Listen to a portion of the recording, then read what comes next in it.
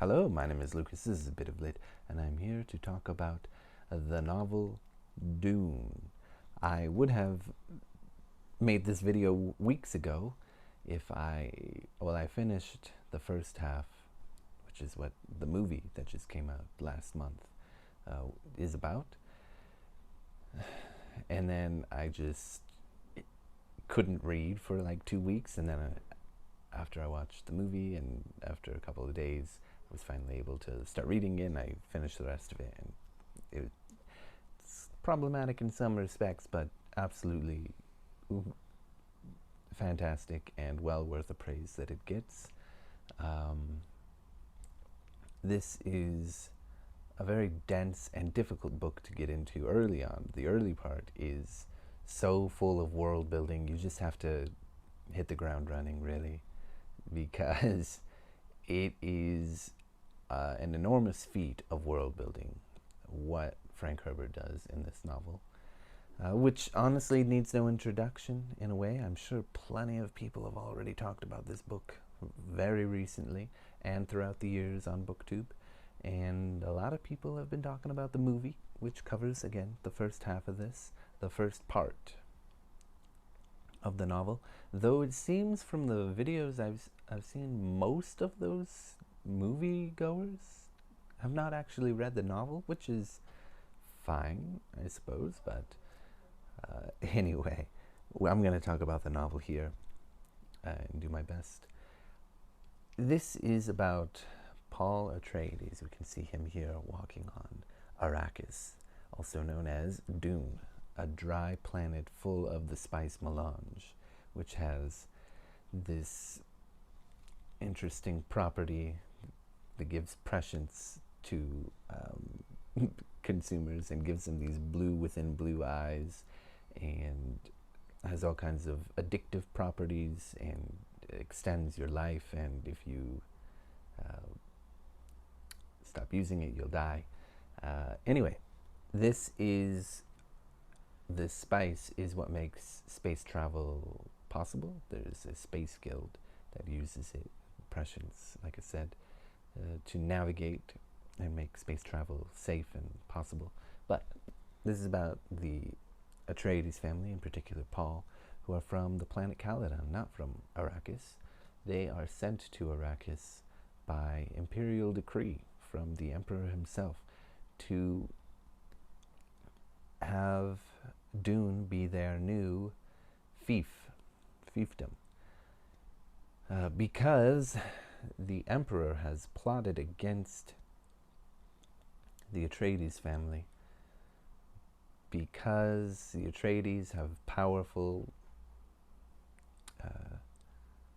soldiers and are rising in popularity and all sorts of other things that mean that the emperor is not very happy about that, and he's got to plot some tricks against him to make sure that he's out of the picture, so to speak.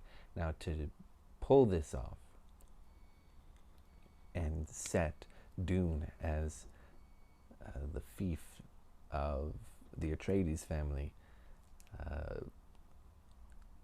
the emperor enlists Baron Vladimir Harkonnen, who is an oversized, evil, wicked man who is not to be trusted, that hates and has hated for generations. This family has hated the Atreides for a long period of time, and they conspire together to bring down the Atreides family, and they have to make a sort of trade in fiefs. The Harkonnens leave a lot of stuff in disarray, which Liet Kynes, the judge of the change, who is there to make sure that this transfer of power goes accordingly. Unfortunately for the Atreides family, Liet Kynes is under the employ of the emperor and has been paid to not care about the troubles that the Harkonnens have left behind, leaving a few traps to make the Atreides feel a little bit safe when they found them all. Paul is just a troubled young man, really. He is like an amalgamation of a lot of people's expectations. Um, a a lot of people's expectations. Um, One, his mother is Bene Gesserit, the Lady Jessica. Lady Jessica is Bene Gesserit, and Bene Gesserit is this sect of women who are incredibly intelligent and influence the politics of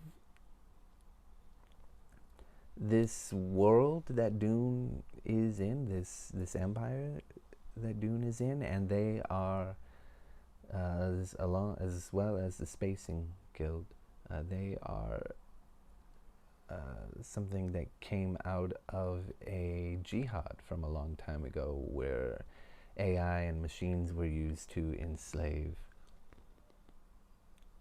humanity and this kind of stuff. So in this book, there are no computers except mentats, and we see a few. We see Piter, who is a mentat for Vladimir Harkonnen, the mentat, and Thufir Hawat, who is mentat for the Atreides family. And Thufir is a master assassin and has served this family for generations. They make a lot of calculations and are in charge of being a counselor and these sort of things to help their lord make decisions. For the Atreides, there's not only Thufir Hawat, there is also Duncan Idaho, sort of master of arms, and Gurney Halleck, who is a troubadour and also a former person who was in the slave pit due to the Harkonnens and wants revenge, and nobly and gladly serves the Atreides, who are a noble family. You come to like them very much. You come to see that Duke Leto is not a fool for walking into this very obvious trap, that he's actually trying to extract a different kind of power from Dune, in a way, because the spice melange is the single most valuable resource in the entire empire. And that says a lot, but the Duke Leto is hoping to inspire some kind of trust with the Fremen, who have been oppressed by the Harkonnens. And, you know, he wants desert power, in a sense, because they're used to ruling with land, air, and sea power, but now they need desert power, and part of that comes from the Fremen, who are the local people that not a whole lot is known about except by the Fremen, and Liet Kynes, who is accepted as one of the Fremen. Anyway, as I was saying, before I got kind of sidetracked, Paul Atreides is an amalgamation of just a lot of people's expectations. The Bene Gesserit always have girls, but because of her love for Duke Leto, who she is the concubine for, not the wife, and the reason for that is that he can always possibly marry someone else's daughter or something to potentially forge an alliance.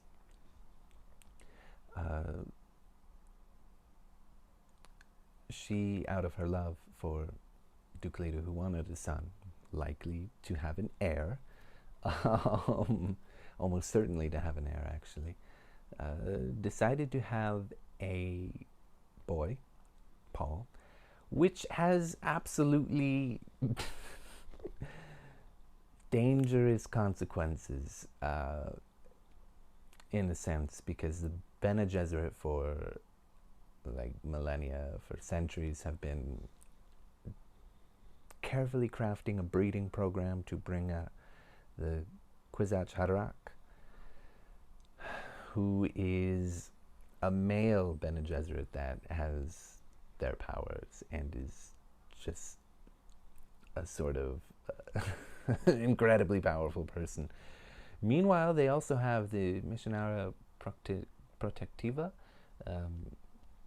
agenda, which is where some Bene Gesserit spread some mythological beliefs to the Fremen on Arrakis, on Dune, and they have their own idea of a messiah, a voice from another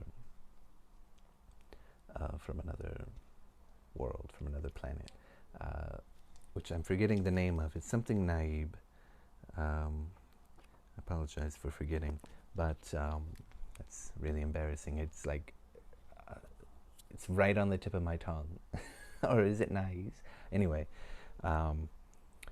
so when Paul comes in contact with the Fremen after the Atreides have been betrayed by Dr. Yueh, who is a doctor trained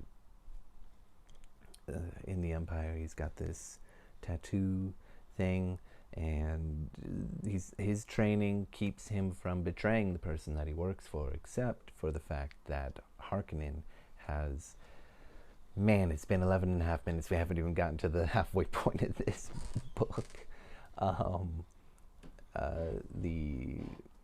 He's not able to betray people, except the Harkonnens have taken his wife, and he wants to know what's happened. He suspects that she's dead, but so he wants revenge.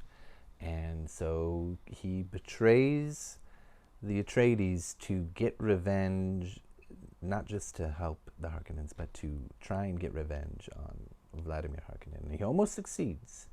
He uses Duke Leto with a poison capsule false tooth, to try and take out Vladimir Harkonnen, Baron Harkonnen, and it almost works, except he's able to escape. And in doing so, he also promises to help as best he can Paul and Lady Jessica escape. And they do that, and they eventually escape thanks to Duncan Idaho helping them a little bit before he's inevitably killed. Everybody's sort of stranded. Thufir Hawat comes under the influence of Baron Harkonnen, believing that Lady Jessica is to blame for this betrayal. So does Gurney Halleck, who is still alive. He also believes that Lady Jessica is the one. Nobody really likes the Bene Gesserit for very good reason, but everybody calls them witches. Maybe a little problematic there in a way. Yeah. Other problems with the story, I suppose. Well, there's one thing I don't like about the story, but other sort of problematic things. Baron Harkonnen is obese, and it's sort of the book sort of it makes it feel like it's equating obesity with evil, and that's just not cool. As well as the fact that Baron Harkonnen, well, he has a preference for young boys, and he's sort of the only character who, well, he's the only character who does that kind of thing, but even just a same-sex attraction, that is a bit of an issue too, a bit problematic in that sense. Yeah, those three things maybe are a bit... Oh, well, there's another problem with the way the Fremens are represented. I've seen a lot of people say it's Orientalist, because I guess the view on Islam, which they are sort of heavily, this culture is heavily based on, was not the kind of view that people have these days. It was more of a hippie drug culture kind of thing that people imagined. I guess that's kind of what I've read about what people say, what people thought of Islam at the time, and I can kind of see how that's how the Fremen are portrayed. Okay, that's a bit problematic as well. Anyway, Paul eventually does escape, and he comes in contact with the Fremen, and that is when Paul's character really becomes interesting. I feel like the first half of the book is a my God, 15 minutes in. Okay, we're gonna go through this as fast as we can.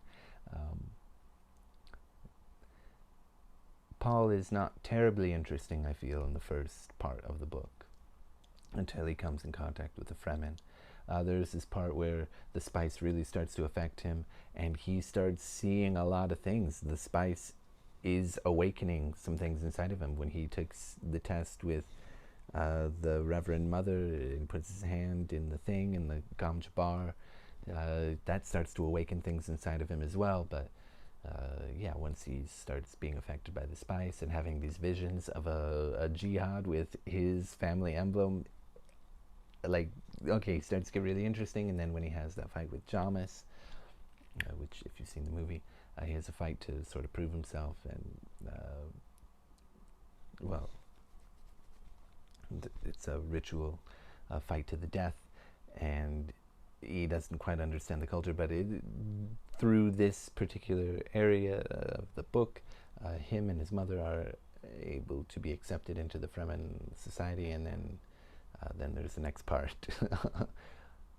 He accepts the name Muad'dib, which is the name for the little mouse that can survive in the desert and has some amazing tricks that it uses biologically. And I haven't even mentioned the sandworms or any of the really cool scenes, like the dinner scene when Duke Leto's still alive, or when they see the spice factory mining and harvesting the spice, and Duke Leto is noble and tries to save the people when the thing that picks it up can't. There's no thing to pick it up, and the sandworm is coming, and that's when Liet Kynes decides, oh, I really like the Atreides, too bad I have to betray them. Anyway,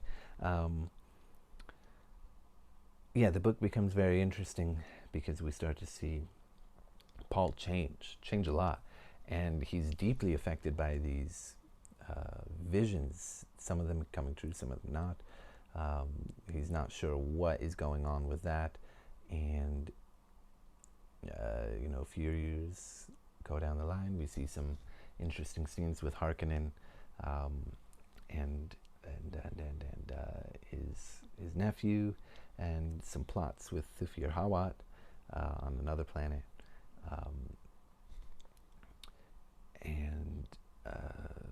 but the most interesting part is Paul and his transformation into a messiah for these people, because, like I said, everybody expects a lot of this guy. The Bene Gesserit don't necessarily want Paul. They want to get to the finality, to the right part for their breeding program, and they're quite upset with Lady Jessica because they feel like she forced it.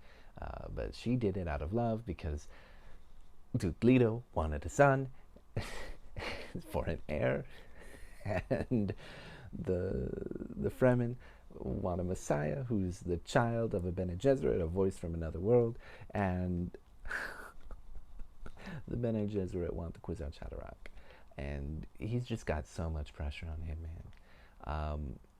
Anyway, eventually, years down the line, he comes in contact with Gurney Halleck, and he's a changed man. He was a 15-year-old boy. I don't exactly know how old he is by the end of the book, but a few years have passed, it says. And he's become the kind of person who makes drum heads out of the skin of his enemies. So,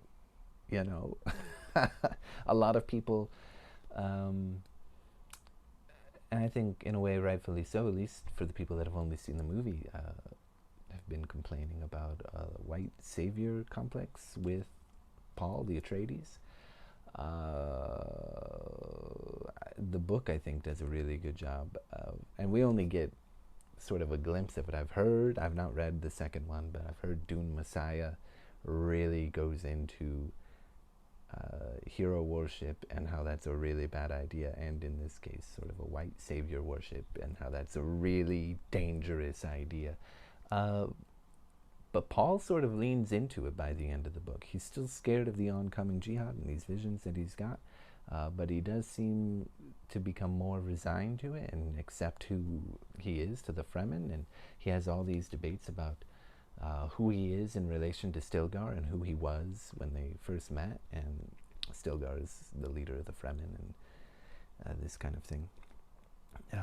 He is really got a lot of questions about Lady Jessica as well. Good Lord, 20 minutes. Lady Jessica also becomes very interesting in this half because she's really pushing for Paul to become like she's doing everything she can to make sure that they see him in a way that's going to help. She's very interested in their sort of military prowess and their military sort of style of life and these kind of things. By the end of the book, Paul seeks revenge on the Harkonnens, and man, does he get it.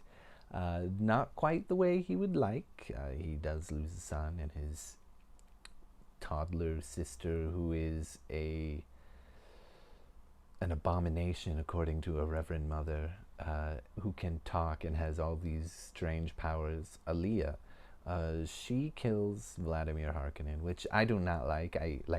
It's fine that Paul or even Gurney don't kill him. You know, can't always get what you want, and we don't need to have that kind of satisfying thing. If we did, I think that would put Paul in danger, put the idea of the hero worship thing in danger of, you know, because he'd be killing, the hero would be killing the bad guy and that kind of thing. But we're supposed to see that this hero is not so great, you know, and certainly I guess in Dune Messiah we will see he's really bad. But I just thought it was weird that like this whole 3-year-old toddler Aaliyah, I don't understand what's going on there. I don't like this part of the book, but that's okay. Anyway, the book ends with a little fight with the barons, well, the new barons, the new baron Harkonnen and Paul, and a knife fight. And this is a very interesting scene because he sort of doesn't know what's going to happen, because he's seen visions of him dying in a knife fight, but he's not necessarily seen this guy whose name I am forgetting. I remember the other nephew, Beast Rabban, and now it's bothering me. I apologize that I can't remember, but who knows who's still here 23 minutes and nobody maybe. Anyway, yeah, it's like a half-naked knife fight between two young men, and you know, Paul wins, and sort of he decides to, you know, marry Princess Irulan, who very interestingly is always at the beginning of every chapter. I mean, every single chapter she's got something to say, to introduce us to sort of what's going to happen, and we get a lot of history from her. What is really interesting is that these all of these things make it sound like the events of Dune are within living memory, and that possibly, likely, Paul at the time of Princess Irulan writing all these things, that all this stuff is pulled from the Arrakis incident or the Dune incident or whatever. I can't remember exactly what it's called, but it seems like it's within living memory, and that Paul is still alive. Muad'dib, Paul Muad'dib. Yeah, I don't know what to say. Anyway, it's been 24 minutes. There's a whole lot that I didn't get to, and now I'm starting to think I said something wrong, but this is absolutely a fantastic novel. I look forward to reading the next one. I hope Aaliyah is not a big part of it, because I don't understand what's going on there. Maybe, well, she'll be older, so it'll be fine, but like, just... Oh, did I mention that Vladimir Harkonnen, in the appendices we learn, we have some very interesting appendices, actually. One's about the religion of the Fremens, one's about the motives and purposes of the Bene Gesserit, and then we've got some, like a nice map, and terminology and stuff like that. And the thing about the Bene Gesserit just shows, sort of the mistakes they made and this kind of thing, their motivations as well, like I said. The thing about the Fremens and religion of Dune and the ecology of Dune. The ecology of Dune, I really love the last part. It's sort of about the father of Liet Kynes, I think. The course had been set by this time. The ecological Fremen were aimed along their way because the Fremen are working very hard. They pay the gilding spacer people to not put satellites around Arrakis, so nobody can see exactly what's going on, and nobody can pay the price that the Fremen are paying. So anyway, were aimed along the way. Liet Kynes had only to watch and nudge and spy upon the Harkonnens. Liet Kynes and his father are working with Fremens to make this a paradise, not a desert wasteland. Nudge and spy on the Harkonnens until the day his planet was afflicted by a hero. I love that phrase, afflicted by a hero. And that is absolutely what happens. And I'm guessing, with what I've heard about Dune Messiah, yes, affliction is the correct term, and yet it still doesn't do justice to what Paul is going to bring. Yeah, fantastic book. I don't know what else to say. There was some other thought that was running through my mind, but please read it if you haven't already. Thank you. Bye.